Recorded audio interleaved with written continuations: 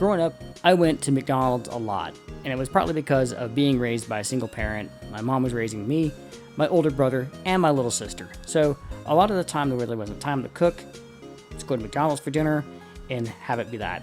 So there's two different types of McDonald's playlands that I was most familiar with growing up, and my McDonald's had both of those different types of playlands. They had the original OG playland with the metal slide that you burn your butt on in the summertime, and then they had the indoor dribble tube style playland with the ball pit. Now when they got the ball pits, they were promoting it, and they sent in the mail, and I don't know if this was just specific to me or not, but they sent me a ball addressed from Ronald McDonald himself, a ball to put in the ball pit. So I got to go to McDonald's and place the ball in the ball pit, even though it was already filled with balls. It was like something that they wanted parents to bring their kids to, so that way they could enjoy the new playland. The thing about the new playland was there was this one area that was actually sectioned off because it was only for maintenance. And my brother and I figured out how to get into the maintenance section. It was actually pretty easy because there was this big zipper, and you just zip it like Ronald McDonald's jumpsuit, and then you could just crawl through and then climb up onto the top part of the ball pit, and then you could look down and like drop McDonald's French fries on other kids, and they'd wonder, where is that coming from? Where are these fries? Why is it raining fries? And eventually they figure it out. They'd look up and be curious as to how me and my brother got up there, and of course we'd never tell them. Another thing that they had at this McDonald's at the ball pit was they had a ball pit ball cleaner. So they realized, hey, maybe it's not the best idea to be rummaging around in the ball pit, because you can get, you do pretty nasty stuff in these ball pits. So there was this big target looking thing on the side of the ball pit, and you could either throw the balls or you could just shove them in there, and they'd go snake through this tube and then drop down into this like cleaning solution, and then get launched back up through another tube and then drop down in the center of the ball pit. Whether it really cleaned the balls thoroughly or not, probably not, but it was an interesting thing to enjoy and say, hey, we're doing our part by keeping the balls clean and having fun at the same time. My sister, brother, and I would also find all kinds of things in the ball pits, such as coins, McDonald's toys, food, things that I dare not to mention here on YouTube. It was pretty gross.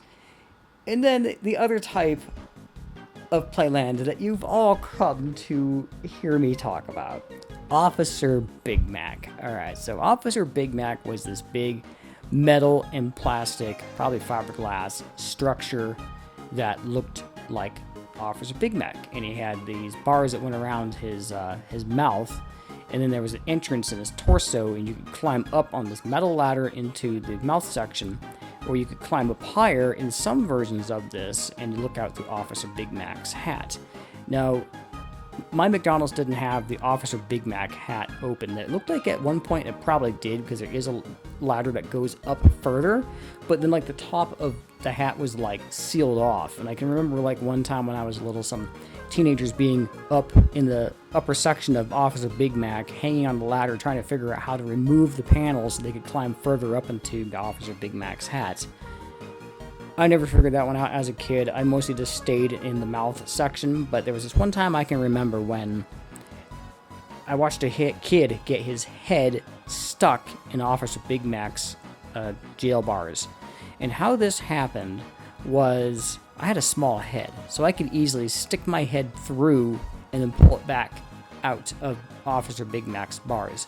So this other kid, he figured he could do the same thing too, but being that possibly goblins, they have bigger ears than drow, so their ears stick out more. In us drow, we have big ears, yes, but we at least there's a little bit on the smaller side, so we can just like stick our heads through things and then like pull our heads back without getting them stuck. So Goblin Boy sticks his head through the bars, and guess what happens? He gets his head stuck. He tries to pull his head back and he can't do it. And he starts freaking out and crying, and he's, "Daddy, help me!" And starts screaming, "I'm stuck, I can't get my head stuck, come on, like unstuck." And his dad just runs over there and he's grabbing his kid's head, he's all pushing on his head, trying to force his kid's head back through the bars, and it ain't going.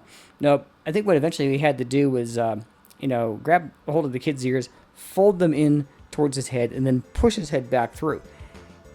Whether or not that happened or not, I don't know, because me, my mom, brother and sister, we left by then. I mean, I told my mom, saying, hey, little goblin kid has got his head stuck in the bars. And my mom's like, yeah, well, his dad's dealing with it, let him figure it out and stuff. And, the next time we went back to McDonald's, I mean, apparently the little goblin kid wasn't part of the Playland display anymore because he wasn't there. I mean, I assumed if he had gotten his head stuck, he'd still be there, but it didn't look like there was any damage done to the bars either, so I assumed that maybe they just, folded his ears in and pushed his head back through. Maybe they greased up his head and then they pushed it through or something like that, used French fry grease. I don't know, something like that.